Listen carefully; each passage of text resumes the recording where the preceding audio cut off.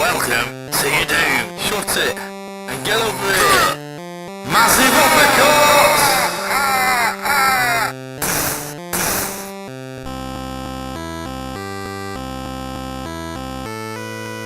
Hello and welcome to another edition of the JabJab Show. Today I'm reviewing the movie The Girl on the Train. This is directed by Tate Taylor, who directed also The Help and Get On Up, a film about James Brown. The movie stars Haley Bennett, Emily Blunt, Rebecca Ferguson, Alison, Janney and Luke Evans. So the story is based on a novel by Paul Hawkins. Emily Blunt plays Rachel Watson, who's a divorcee. She's a bit of a drinker. And she travels on train to New York every day. She says it's for her work, and this train passes her old house.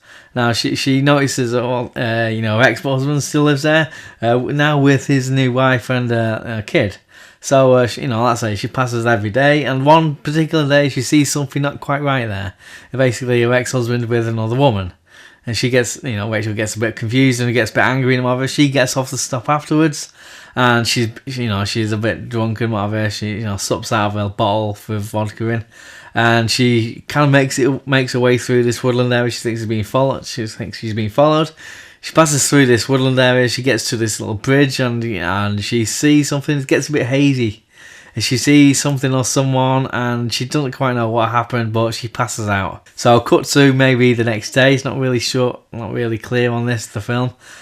She wakes up with all bruises and blood everywhere and stuff, and she has no recollection of what's happened. She's got this big hangover basically, and so she's she then later finds out that on the news there's a missing woman, and the woman who's missing is the woman she saw her ex-husband with. And so the plot thickens. So Rachel Watson is a bit damaged. She's an alcoholic. She's bitter with how things have turned out in her life and whatever. And the opening monologue to the film explains this in a way. And she passes the house every day, and she sees the couple there, and she imagines what the name of her new wife could be, and all the rest of it. And from this very early point in the film, it paints a none too flattering picture of this character. The film also follows a couple more women. You've got Megan, played by Haley Bennett, and you've got Anna, played by Rebecca Ferguson. And their monologues into the film, they talk about basically who they are and the relationships and their problems with other relationships and so forth. And this is all fine. It just felt like even at this early stage of the film, it's very text heavy. It feels like you're reading a book. Emily Blunt is amazing in this film. She's very dressed down. She's very angry and intense in some of the scenes. And I just believed in a character that she's permanently gonna be a bit scarred, bit gone in the head. To put it mildly, as are most of the other people in this film she comes across. There's lots of half truths. There's downright lies. There's questionable behaviour. There's affairs. A lot of volatility between some of the characters. I wouldn't buy a used car with any of them. The only one really is Alison Janney playing Detective Riley. He's just efficiently going about business. So I felt this film had elements of, say, Gone Girl, Rashomon, and like a non-comedic The Hangover, in that there's differing versions of certain events, and also Rachel is struggling to piece together exactly what happened that night in the tunnel. Thing is, I felt sympathy for Rachel at various points of the film, only for then to say or do something which kind of dispel that. And she don't really help her case. She doesn't help herself in any way. Like I say, she's got a few issues going on, as has Megan. She's really got no scruples about her. She's sleeping around and all the rest of it. And she's played by Haley Bennett, who's really good in this film, like she was in The Magnificent Seven.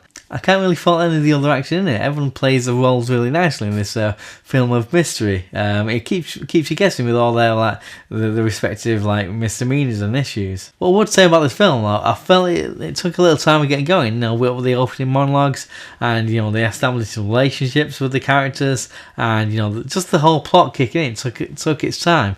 Taking the film as a whole, I think it's definitely, for me, the first third to a half of the film slower than the rest of the film, which I didn't mind so much because I feel the acting was so strong throughout. I would also like to mention though that there's a lot of nuanced overly dramatic slow motion punctuated throughout the film. I just felt it was a little too forced, perhaps. But I like this film quite a lot. I mean, it's better than I thought it would be, and just based on other people's opinions that I heard before I went in to watch it, I just think it's a nice little thriller mystery kind of film.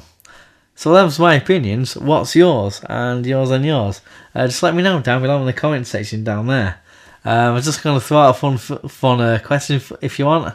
What's your favourite film based around a train or have train in the title? So like planes, trains and automobiles, train spotting, training day, strangers on a train, snakes on a train, that kind of thing. So let me know let me know all this down below and all that. And just like, subscribe, comment and all that. And tell your friends and everything. And in the words of the new Cyrus, send the word.